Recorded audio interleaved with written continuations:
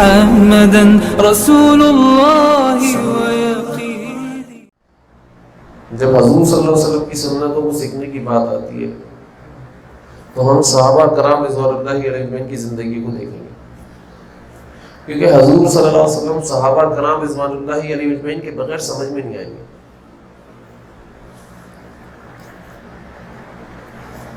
یہ حقیقت بیان کر رہا ہوں.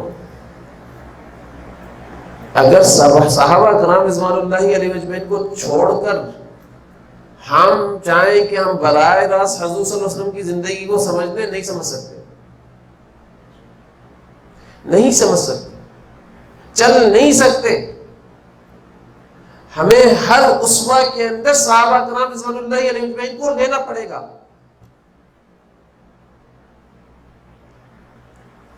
حضرت عمر بن خطاب رضی اللہ تعالیٰ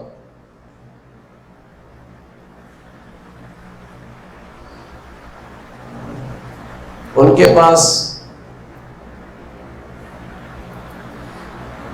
ایک ساتھی آیا تو حضرت عمر بن خطاب رضی اللہ تعالیٰ نے فرمایا کہ بھائی میں نے تجھے گورنر بنا دیا فلاں علاقے کا، لہذا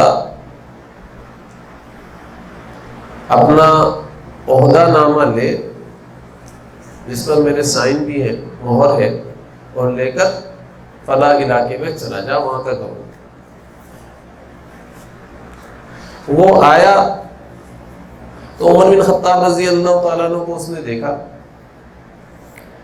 کہ حضرت عمر بن خطاب رضی اللہ تعالیٰ عنہ اپنے ہی اولاد میں سے کسی بچے کو گود میں اٹھا کر پیار کر رہے ہیں، خوب پیار کر رہے ہیں. تو اس نے بولا یا امیر المومنین یہ کیا کر رہے ہیں آپ؟ میرے تو کئی بچے، میں نے تو کبھی پیار ہی نہیں کیا اپنی اولاد کو، آپ یہ کیسے پیار کر رہے ہیں؟ تو وہ جو گورنر بنانے کا فیصلہ کر لیا تھا حضرت عمر بن خطاب رضی اللہ تعالیٰ نے، اس کو منسوخ کر دیا، اس کو ملتوی کر دیا. بول نہیں، تم گورنر بننے کے قابل نہیں ہو. جو اپنی اولاد کو پیار نہیں کر سکتا وہ رعایا کو کیسے پیار کرے گا؟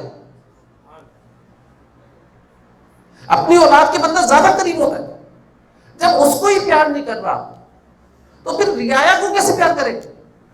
اور پھر حدیث سنائی کہ بھائی حضور صلی اللہ علیہ وسلم کی ذات کو میں نے دیکھا منبر پر بیٹھے ہوئے ہیں.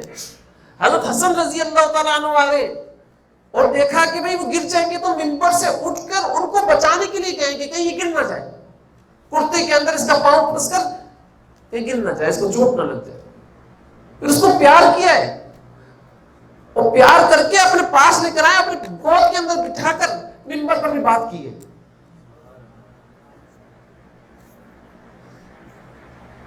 تو یہ طریقہ تو ہم نے حضور صلی اللہ علیہ وسلم کی ذات سے سیکھا ہے. تو لہذا اب تم اس علاقے کے گورنر نہیں بن سکتے. اتنی احتیاط، اتنی احتیاط.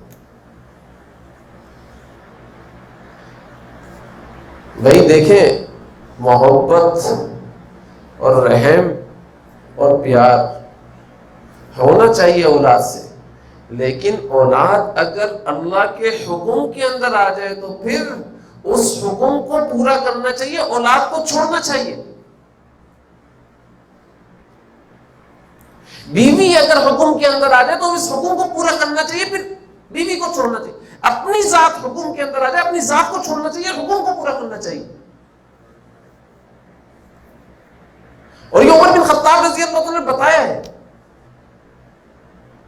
ایک دفعہ بیمار ہو گئے شدید، تو طبیبوں نے کہا کہ بھئی شہد کی ضرورت ہے آپ کو، شہد پیئے، آپ کا علاج شہد ہے. ساری جگہ ڈھونڈوا لیا، شہد نہیں ملا. 22 لاکھ مربع میل پر حکومت کر رہے ہیں حضرت عمر بن خطاب رضی اللہ تعالیٰ.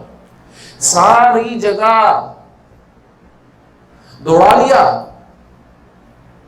شہد نہیں ملا. تو کسی نے بتایا حضرت بیت المال میں شہد بھرا پڑا ہوا ہے، بیت المال میں شہد کے ڈرم پڑے ہوئے، بھرا پڑا ہوا ہے بیت المال شہد سے، اس میں سے نکال لیں. بلند نہیں، میرا مال نہیں ہے، یہ بیت المال ہے، اور بیت المال کے اوپر حق عوام کا ہوتا ہے، عوام کا مال ہے، میں کیسے یوز کر سکتا ہوں، میرے لیے تو حرام ہے۔ اپنی ذات کی بات آئی تو حکم کو پورا کیا نا، اپنی ذات کی بات آئی تو کس کو پورا کر رہے؟ حکم کو پورا کر، کہ بھائی میں استعمال نہیں کر سکتا۔ بولا اچھا ایک کام کرنے، سارے لوگوں کو بلا لے، مسجد کے اندر سارے لوگوں کو جمع کر لیا گیا، اعلان کر دیا بھائی آ جاؤ سارے لوگ، اور پھر سب لوگوں سے اجازت دی، بھائی شہد کہیں نہیں مل رہا، طبیب نے بتایا ہے شہد میری مرض کا علاج ہے، تو کیا آپ سب لوگوں کی طرف سے اجازت ہے؟ اگر اجازت ہے تو میں اس کو استعمال کروں، نہیں ہے تو میں استعمال نہیں کر سکتا۔ سب لوگوں نے پھر اجازت دی، پھر استعمال کیا۔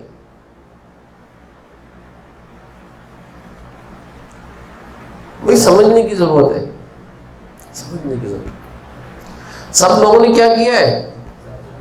اجازت دی، پھر استعمال کیا ہے۔ ایسے ہی جب اپنا بچہ آیا اللہ کے حکم کے اندر تو کیا کیا؟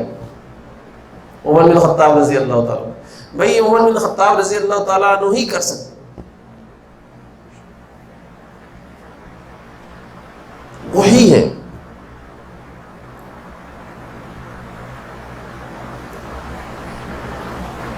اولاد آئی تو کیا کہ بھئی ایک بچے کو دیکھا اپنے پوتے کو، اور دیکھ کر بول رہے ارے یہ اتنا پتلا اتنا کمزور بچہ کس کا ہے؟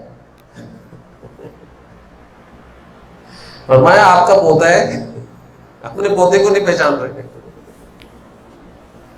آپ کا پوتا ہے، یہ عبداللہ ابن عمر رضی اللہ تعالیٰ عنہ کا بیٹا ہے۔ بولا اچھا میرا پوتا ہے؟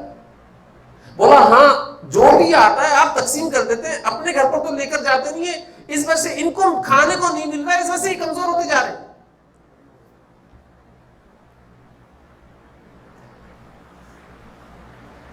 اب اپنا بیٹا جو عبداللہ ابن عمر بیٹھا ہوا تھا، بولا بھائی کام کرنا چاہیے، جاؤ تجارت کرو، تجارت سے جو کماؤ پھر اپنے اولاد کے اوپر خرچہ کرو، لہذا میری طرف اور بیت المال کی طرف بالکل مت دیکھنا۔ اس وقت کا جو کاروبار تھا وہ مویشی تھا، کمزور اونٹ خریدے جاتے تھے اور کمزور اونٹوں کو فربا کر دیا جاتا تھا۔ آج تو لوگ بولتے ہیں نا اسٹرائڈ لگاتے ہو تو پھر موٹا ہوتا ہے، نہیں بھائی، عمر بن خطاب رضی اللہ تعالیٰ عنہ کے دور میں بھی کمزور اونٹوں کو خریدا جاتا تھا اور ان کو موٹا کر کے پھر بیچا جاتا تھا۔ اس کو کون سی اسٹرائڈ لگ رہی تھی؟ تو کچھ اونٹ خریدے کمزور قسم کے، اور کمزور قسم کے اونٹ خرید کر ان کو خوب موٹا تازہ کر دیا۔ اب عمر بن خطاب رضی اللہ تعالیٰ عنہ کو ضرورت پڑی اونٹوں کی، اب یہ خریدنے نکلے تو دیکھا ایک جگہ پر بہت ہی زبردست قسم کے اونٹ بندے ہوئے، اور اس جیسے اونٹ ہے ہی نہیں، ایسے موٹے تازہ، کہیں پر بھی نہیں ملے مارکیٹ کے اندر، وہ نظر آ رہے۔ فرمایا یہ کس کے اونٹ ہے؟ کون ہے اس کا مالک؟ تو کسی نے بتایا آپ کا بیٹا یہ عبداللہ ابن عمر۔ بولو بلاؤ، بلایا تم اس کے مالک ہو؟ بولا جی۔ بولا سارے اونٹوں کو میں نے دیکھا، تمہارے اونٹ زیادہ موٹے نظر آ رہے ہیں، یہ کیا بات ہے؟ بولا آپ ہی نے تو کہا تھا کہ تجارت کرو جا کر، میں نے مویشی منڈی گیا، وہاں سے کچھ اونٹ کمزور قسم خریدے اور ان کو موٹا کر کے اب میں بیچ رہا ہوں۔ بولا نہیں، تم میرے بیٹے ہو، امیر المومنین کے بیٹے ہو، اس لیے جو خدمت گزار تھے انہوں نے تمہارے اونٹوں کی زیادہ خدمت کی ہے لوگوں کے اونٹوں کے مقابلے میں، اس لیے جتنا تمہارا راس المال لگا ہے، مڑی جس کو کہتے ہیں، وہ لگا ہے اتنا لو، باقی سارا مال جو پروفٹ ہے سارا بیت المال میں جمع کراؤ۔ سمجھنا کیا کہہ رہے کہ میری وجہ سے کیا کرا؟ آپ کا خیال کیا گیا ہوگا بھائی یہ امیر المومنین کے بیٹے ہیں، اب کاروبار بھی کرے تو کیسے کرے؟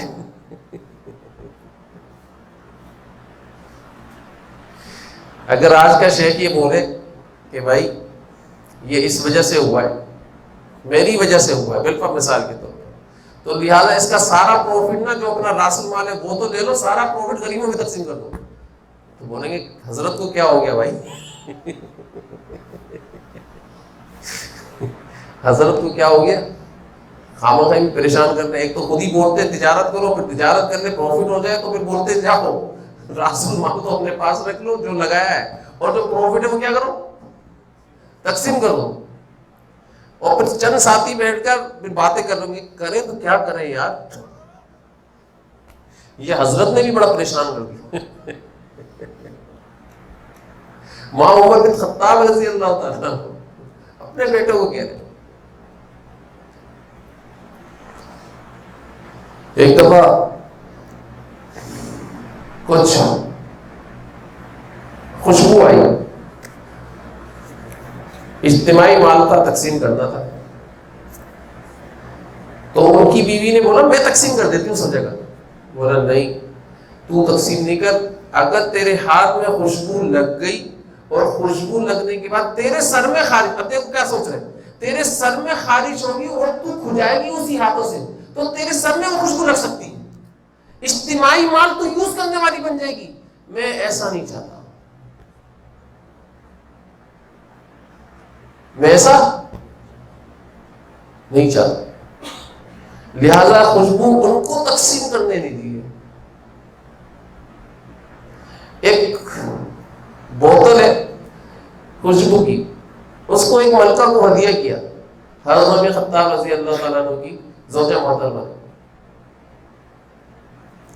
اب جب اس ملکہ تک وہ خوشبو پہنچی تو اس ملکہ نے جواب کے اندر خوب جواہرات ہیرے موتی بھیج دی، خوب جواہرات اور ہیرے موتی بھیج دی۔ اب یہ جو ہیرے موتی اور جواہرات ہیں یہ کیا ہو رہے کہ واپس آ رہے، تو عمر بن خطاب رضی اللہ تعالیٰ عنہ گھر کے اندر آئے تو بیوی کو دیکھا ہیرے موتی اور جواہرات سے کھیل رہی ہے، بولے یہ کیا ہے، یہ کہاں سے ہے تمہارے پاس؟ فرمایا یہ میرا ہے۔ تمہارا کیسا ہے، آیا کہاں سے یہ تو بتاؤ؟ بولا میں نے ایک بوتل بھیجی تھی عطر کی فلاں ملکہ کو، وہاں سے ہدیہ آیا ہے، ہیرے جواہرات آئے۔ فرمایا تم امیر المومنین کی بیوی ہو نا، اس وجہ سے اس نے ہیرے جواہرات بھیجے، اس لیے اس مال کے اوپر تمہارا کوئی بھی حصہ نہیں ہے، حق نہیں ہے۔ فوراً بازار میں گئے، اس مال کو بیچا، جتنے کا بھی بکا سارا مال بیت المال کے اندر جمع کرا دیا، اور فرمایا یہ عطر تمہارے پاس کہاں سے آئے، یہ تو جواب دو۔ فرمایا ایک خاتون ہے انصاری، 1 درہم ان سے ادھار لیا تھا، ان سے ادھار لے کر یہ شیشی خریدی تھی اور یہ شیشی وہاں پر بھیجی تھی۔ بولا اچھا، 1 درہم اس میں سے ان کو دیا، بولا اپنا ادھار اتارو، باقی تمہارا کوئی اس میں حق نہیں۔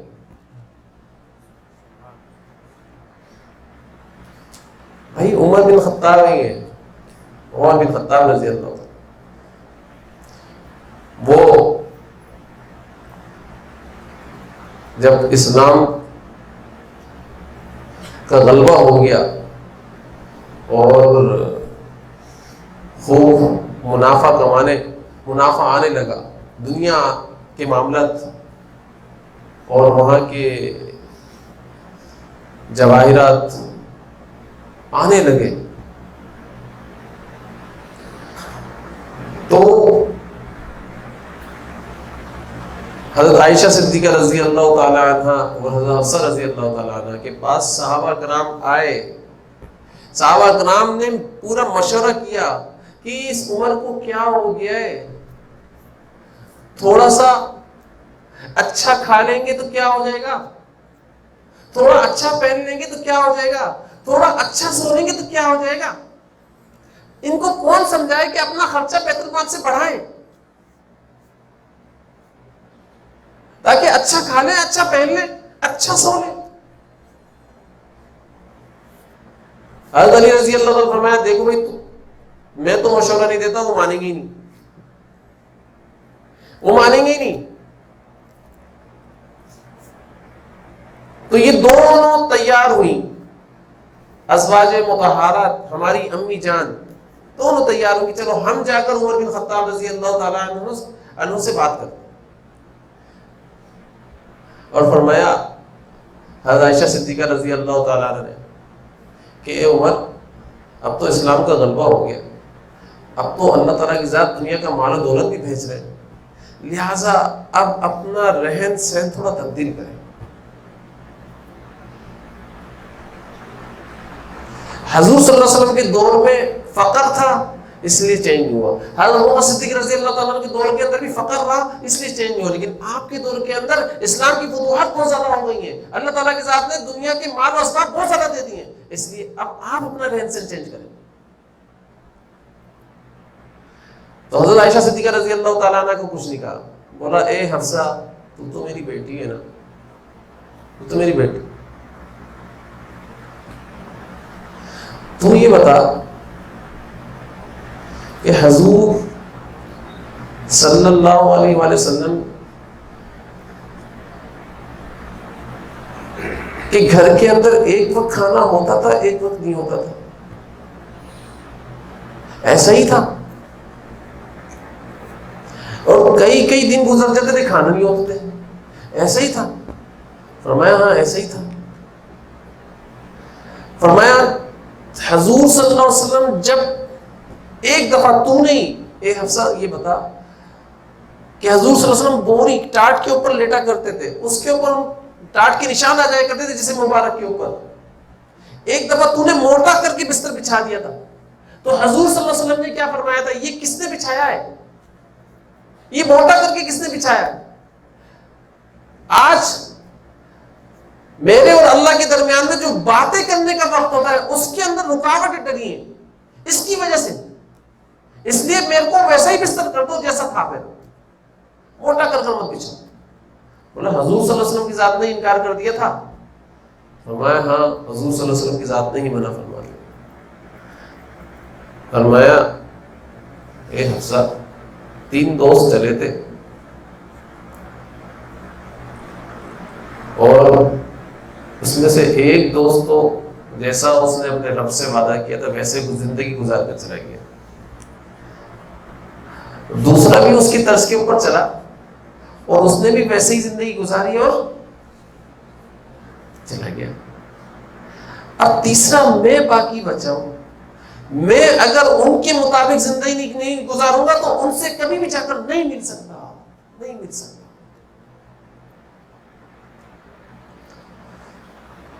مہینے کے اندر ایک دفعہ گوشت کھایا کرتے تھے حضرت عمر بن خطاب رضی اللہ تعالیٰ، مہینے کے اندر ایک دفعہ، اور ان کا کھانا بھی ایسا ہوتا تھا کہ کوئی کھانا صحابہ کرام رضوان اللہ علیہم اجمعین میں کوئی ان کا کھانا کھا نہیں سکتا تھا، ایسا کھانا ہوگا.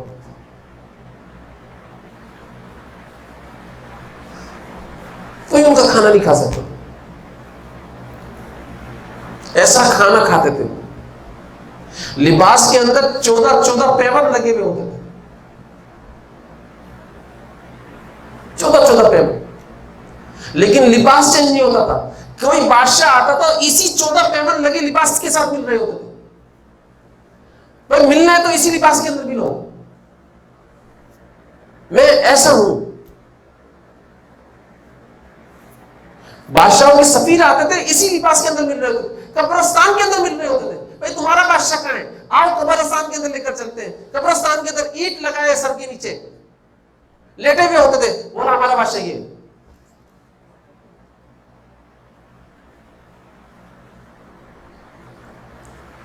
ایسے تھے عمر بن خطاب رضی اللہ تعالیٰ.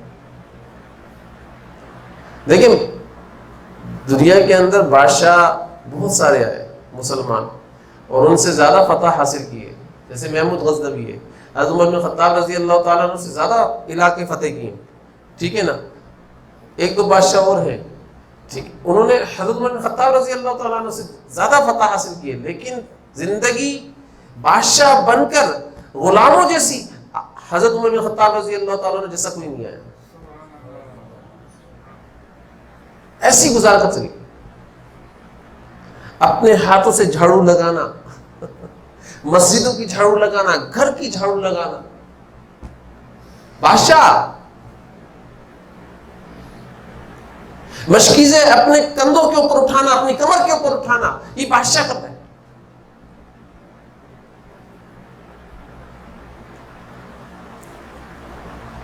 اور حضرت عمر بن خطاب رضی اللہ تعالیٰ عنہ ایک خاتون کے پاس گشت کر رہے تھے، خاتون کو دیکھا تو گھر کے اندر ہانڈی آگ پر چڑھی ہوئی ہے اور بچے رو رہے، خوب بلبلا گئے. اور یہ خاتون عمر بن خطاب رضی اللہ تعالیٰ عنہ کے بارے میں بات کر رہی ہے کہ اللہ قیامت والے دن میرا ہاتھ ہوگا، عمر کا گریبان ہوگا. جاتے ہیں دیکھتے ہیں، بولتے کیا ہوا، بچے کیوں رو رہے؟ بولا کھانے کو نہیں ہے، کھانے کو نہیں ہے. تو یہ ہانڈی کس بات کی چڑھی؟ بولے پانی ہے، صرف بچوں کو بلانے کے لیے ہانڈی چڑھائی ہوئی پانی کی، اور کچھ نہیں. تو عمر بن خطاب رضی اللہ عنہ یہ دیکھتے ہیں تو ان کی ہچکیاں بن جاتی ہیں، اور وہ بول رہی ہوتی ہے یہ کہ عمر بن خطاب کا گریبان ہوگا اور میرا ہاتھ ہوگا، میں اللہ تعالیٰ کی یہاں عمر بن خطاب کو چھوڑوں گی نہیں، پکڑوں گی اس کو.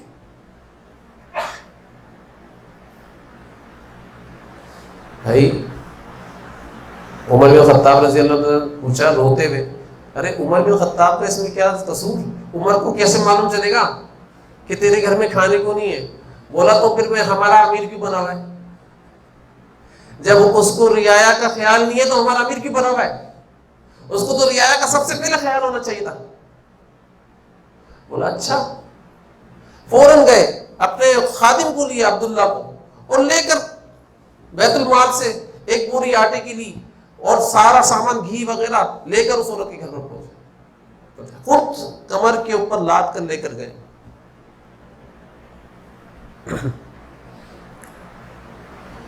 خود کمر کے اوپر لاد کر لے گئے. خادم نے بولا بھی میں لے کر چلتا ہوں. بولا نہیں، قیامت والے دن بھی میرا گوشت اٹھائے گا کیا؟ حالانکہ ان کا کام نہیں تھا یہ تو بیت المال سے لے جانا ان کا کام نہیں تھا، خادم کا کام تھا. لیکن پھر بھی اپنا کام سمجھا اس کو، اور بولا کہ قیامت والے دن بھی میرا گوشت اٹھائے گا کیا؟ اور لے کر گئے، وہاں پر کھانا پکا، ساری چیزیں ہوئیں، اور بیٹھے ہوئے کھاتے ہوئے دیکھا ہے، اور بچوں کو ہنستے ہوئے دیکھا ہے. اور اپنے خادم کو بولا کہ میرا دل چاہ رہا تھا کہ جس طریقے سے میں نے ان کو روتے ہوئے دیکھا ہے اس طریقے سے میں ہنستے ہوئے بھی دیکھوں، میں ان کو ہنستے ہوئے دیکھنا چاہ رہا تھا. تو حضرت عمر بن خطاب رضی اللہ تعالیٰ عنہ کی طرز کے اوپر آؤ. یہ حکومت سے ہٹ کر باتیں ہیں، یہ معاشرت کی باتیں ہیں جو میں کر رہا ہوں آپ کے ساتھ. ہم تو یہ سوچتے ہیں نا کہ بھئی میں کسی عہدے پر ہوں تو چاہے اللہ تعالیٰ کی ذات کا حکم ٹوٹ جائے لیکن میری خواہش پوری ہو جائے. میں کسی مقام پر ہوں، اللہ کا حکم ٹوٹ جائے لیکن میرا جو خواہش ہے میری وہ پوری ہو جائے بس کسی طریقے سے. ہر بندہ یہی سوچنے کے اندر لگا ہوا ہوتا، نہیں لگا ہوا ہوتا. لہذا اپنے بارے میں ہمیں فیصلہ کرنا پڑے گا، اپنی خواہشات سے نکل کر حکم پر آنا پڑے گا. اور ایسے ہی اپنے جان جو دیے حضرت عمر بن خطاب رضی اللہ عنہ نے حکم پر دیے، حکم پر دیے.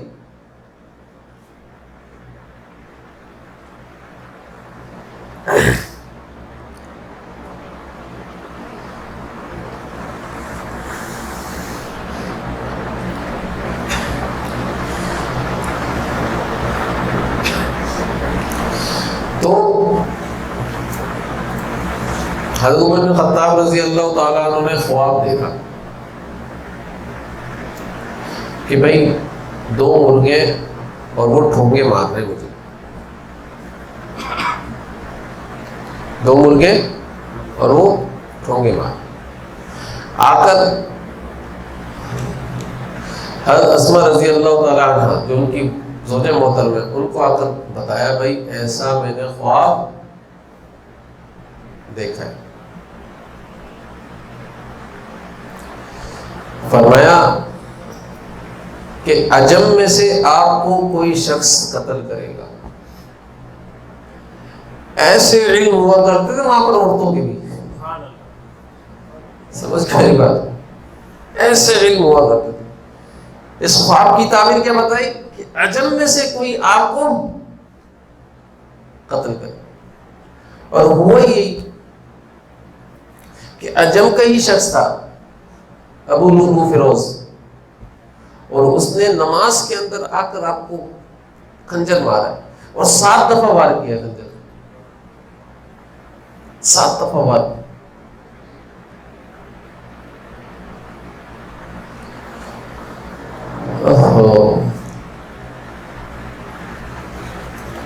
لیکن سمجھنے کی ضرورت ہے کہ زخمی جب ہو گئے اور بے ہوشی کی کیفیت آ گئی ہے، اور دیکھا ہے اپنے خادم کو کہ خادم کا پائنچہ ٹخنوں سے نیچے جا رہا ہے، تو ایک دم بے ہوشی کی کیفیت میں جاتے جاتے ہوش میں آ گئے. بولا میرا نبی کریم صلی اللہ علیہ وسلم کا طریقہ کیسے چھپ رہا ہے تجھ سے؟ اس وقت بھی دعوت دی اپنے خادم کہ بھئی میرے نبی کا طریقہ کیسے چھپ رہا ہے تجھ سے؟ فوراً پائنچے اوپر کر، ٹخنوں سے اوپر کرنے کا حکم ہے نا، فوراً اوپر کر. ہم تو نمازوں کے اندر فولڈ کر رہے ہوتے ہیں، نمازوں کے اندر. ارے بھائی نمازوں کے اندر تھوڑی فولڈ ہوتا ہے یہ تو ویسے ہی ٹخنوں کے اوپر ہونا چاہیے تھا. پتہ نہیں، مجھے سمجھ میں نہیں آتا ہم لوگ اپنی خواہشات کو کب چھوڑیں گے، اللہ کے اور رسول صلی اللہ علیہ وسلم کے حکم کے اوپر کب چھوڑیں گے. ٹخنوں سے نیچے رکھنا میری خواہش ہے نا، مجھے اچھا لگ رہا ہے، اور اللہ تعالیٰ کی ذات کا حکم ٹخنوں سے اوپر کا ہے، اللہ کے رسول صلی اللہ علیہ وسلم کا طریقہ ٹخنوں سے اوپر کا ہے. تو حضور صلی اللہ علیہ وسلم کی خواہش کو پورا کر دو نا، اپنی خواہش کو مٹا دو، کیا ہو جائے گا؟ کیوں ڈھیٹ بن کر بیٹھ گئے ہم لوگ؟ کیوں ڈھیٹ ہو گئے؟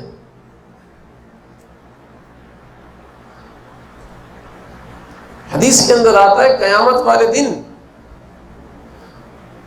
جس کے پائنچے ٹخنوں کے نیچے ہوں گے، وہ قیامت والے دن جل رہے ہوں گے، جہنم کی آگ کے اندر ہوں گے پاؤں.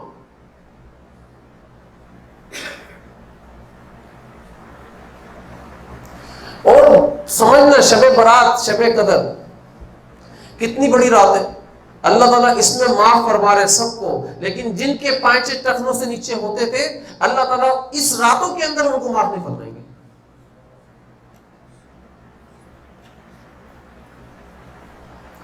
مغفرت کی رات ہے نا. پھر اس کے بعد ٹخنے کے نیچے رکھنا اللہ کے نبی صلی اللہ علیہ وسلم کے فرمان سے ضد کرنا یا نہیں کرنا، معلوم ہونے کے بعد.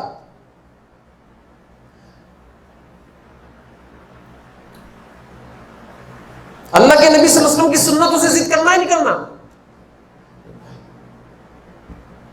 تھوڑا سا سمجھ لو، آپ مقابلہ اللہ کے نبی صلی اللہ علیہ وسلم کی ذات سے کر رہے ہو.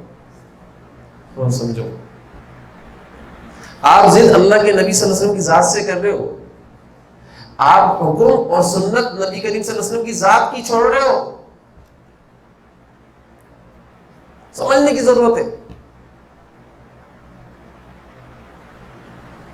ارے لوگ جو بھی کہتے ہیں کہنے دو یار، لیکن ٹخنوں کے نیچے پائنچے مت جانے.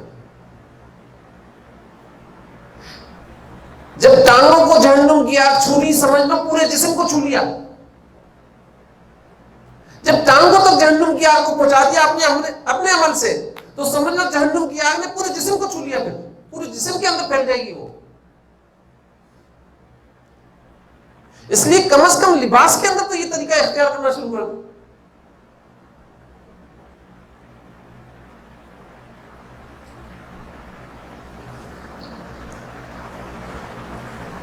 لہذا آخری آخری وقت کے اندر بھی کیا فرما رہے ہیں؟ نبی صلی اللہ علیہ وسلم کی سنت کا خیال کہ بھئی نبی صلی اللہ علیہ وسلم کی سنت نہیں چھوٹنی چاہیے، میرے نبی کا طریقہ نہیں چھوٹنا چاہیے. آخری وقت کے اندر لوگ پوچھ رہے، آخری وقت کے اندر بھائی پوچھ رہے آپ کے بعد امیر کون ہوگا؟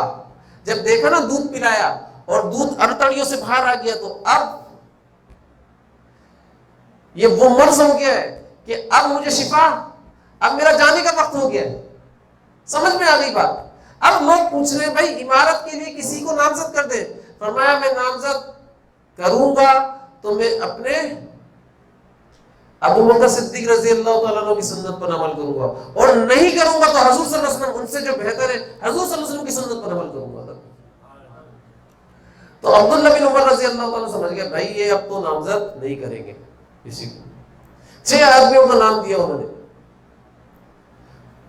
بولا ان 6 آدمیوں کے مشورہ بنائی، شورا کمیٹی 6 آدمیوں کی، یہ جس کا مشورہ دے بس طے کر لینا، امیر طے کر.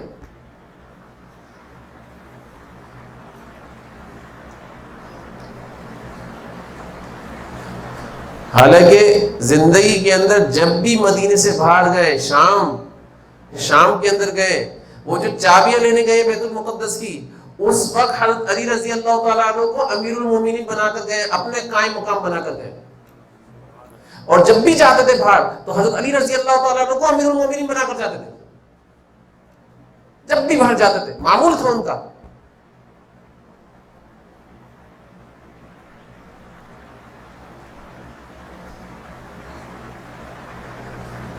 محبت بہت زیادہ تھی ازواج مطہرات سے، اہل بیت سے بہت زیادہ شدید محبت کرتے تھے. ان کا رشتہ نہیں سمجھ سکتے، دوسرے لوگ نہیں سمجھ سکتے.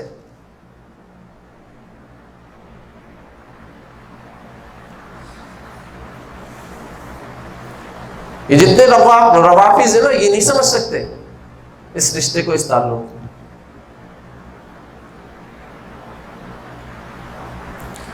بھائی یزدجل کی بیٹی بادشاہ شہزادی کو قید کر لائے، تو فرمایا شہزادی کی شادی ہم شہزادے سے کریں گے. اب سب لوگ یہ سمجھے امیر المومنین کا بیٹا، بادشاہ کا بیٹا شہزادہ ہوتا ہے، تو امیر المومنین کا جو بیٹا ہے عبداللہ ابن عمر، اس کی شادی اس سے کریں گے. بولا نہیں، میرا بیٹا تو غلام ہے، شہزادہ تو حسن ہے. سبحان اللہ، اس کی شادی اس سے کریں گے.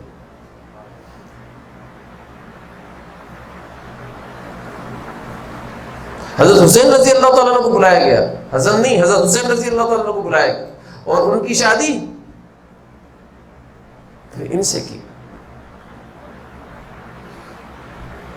اب ان سے کون پیدا ہوا آپ کو معلوم؟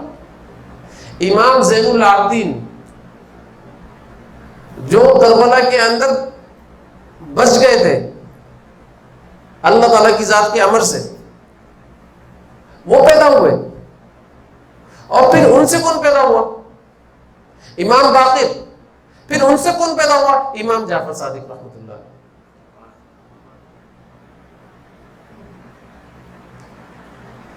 لیکن جن کا خاندان اس طریقے سے چلا گیا، سوا ہو گیا،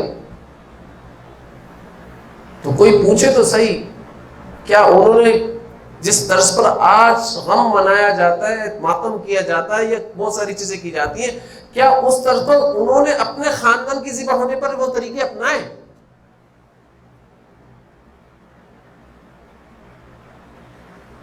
بھائی دوسرے جو لوگ اپنے مسلک کے حساب سے کرتے ہیں، میں ان کی بات نہیں کر رہا ہوں، وہ کرے بھلے،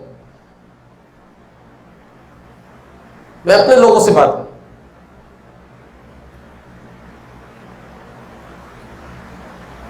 کیا انہوں نے منایا کبھی؟ نہیں منایا نا. تو میں اور آپ کس کی طریقے کے اوپر چل رہے ہیں؟ جب انہوں نے نہیں منایا تو میرا اور آپ کا طرز عمل تو ان جیسا ہی ہونا چاہیے تھا. ان جیسا نہیں ہے آج میں یہ ساری چیزیں کر رہا ہوں، تو اس کا مطلب کیا ہوا کہ میں نے ان کے طرز عمل کو چھوڑ دیا۔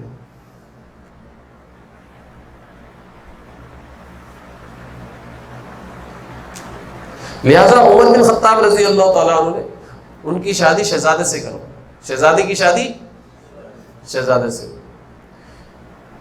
اور عمر بن خطاب رضی اللہ تعالیٰ عنہ 27 ذی الحجہ کو زخم لگا تھا ان کو، 3 دن وہ زخم کے اندر رہے، اور 1 محرم کو ان کی شہادت ہے۔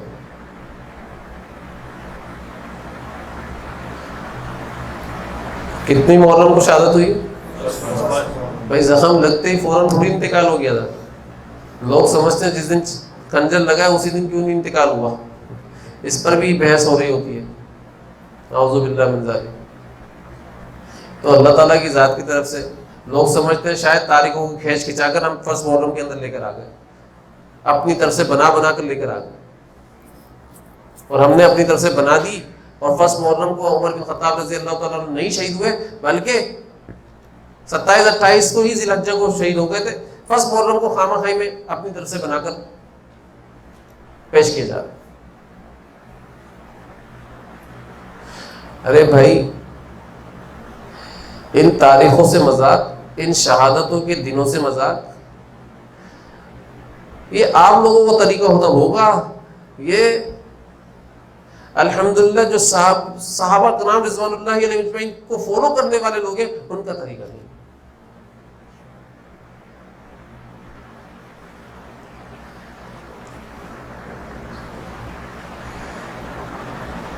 ہاں، شہید ہونے سے پہلے اپنے بیٹے کو فرمایا تھا کہ بھائی جاؤ اماں جان سے پوچھ کر آؤ کہ حضور صلی اللہ علیہ وسلم اور ابو بکر صدیق رضی اللہ تعالیٰ عنہ کے ساتھ عمر اجازت مانگ رہا ہے دفن ہونے کی۔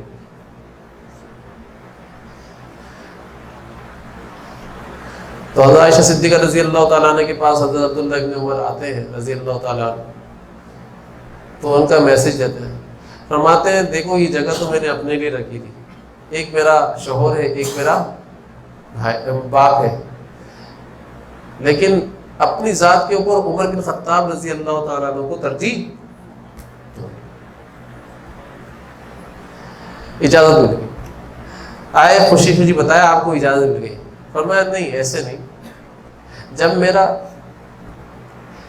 انتقال ہو جائے پھر میت تیار ہو جائے، پھر اس کے بعد ایک دفعہ اور اجازت لینا، ہو سکتا ہے ابھی میں امیر المومنین ہوں اس وجہ سے انہوں نے مجھے اجازت دے دی، میرا لحاظ کرتے ہوئے اجازت دے دی ہو، بعد میں پوچھنا ضرور دوبارہ۔ تو بالکل ویسے ہی پھر دوبارہ پوچھا تو حضرت عائشہ صدیقہ رضی اللہ تعالیٰ عنہ نے دوبارہ اجازت دے دی، فرمایا نہیں بھائی میں اپنی ذات کے اوپر عمر کو ترجیح دوں۔ اور عمر بن خطاب رضی اللہ تعالیٰ عنہ بھی حضور صلی اللہ علیہ وسلم، ابو بکر صدیق رضی اللہ تعالیٰ عنہ اور خود تینوں وہاں پر مدفون ہو گئے۔ جب دفن کیا جا رہا تھا تو حضرت علی رضی اللہ تعالیٰ عنہ فرمانے لگے، یہ بخاری اور مسلم شریف کی دونوں کی حدیث ہے، فرمانے لگے کہ مجھے پکا یقین تھا کہ عمر بھی یہیں پر ہی مدفون ہوں گے، کیونکہ میں نے جب بھی آپ صلی اللہ علیہ وسلم کی ذات مبارک کی زبان سے سنا ہے ہمیشہ ابو بکر اور عمر کا ہی سنا ہے، کہ میں ابو بکر اور عمر آئے، میں ابو بکر اور عمر گئے، میں ابو بکر اور عمر یہاں بیٹھے۔ تو جب بھی اتنی دفعہ بھی سنا زندگی کے اندر ابو بکر اور عمر کے نام کے ساتھ اپنے نام کو ذکر کیا ہے، تو مجھے پکا یقین تھا یہ ابو بکر اور عمر ایک ساتھ ہی مدفون ہوں گے۔ اور فرمایا حضور صلی اللہ علیہ وسلم کا ارشاد ہے کہ قیامت والے دن جب حشر کا دن ہوگا تو میں اور ابو بکر اور عمر ہاتھوں میں ہاتھ ڈال کر اٹھ رہے ہوں گے، ایک ساتھ اٹھیں گے۔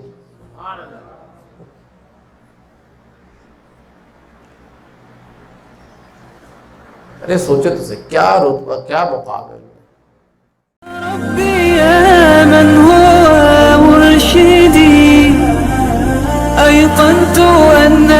إليك مرادي وموعدي، فعشقت كل حروف كتابك مهتدي ومقتدي بنبيك الآن.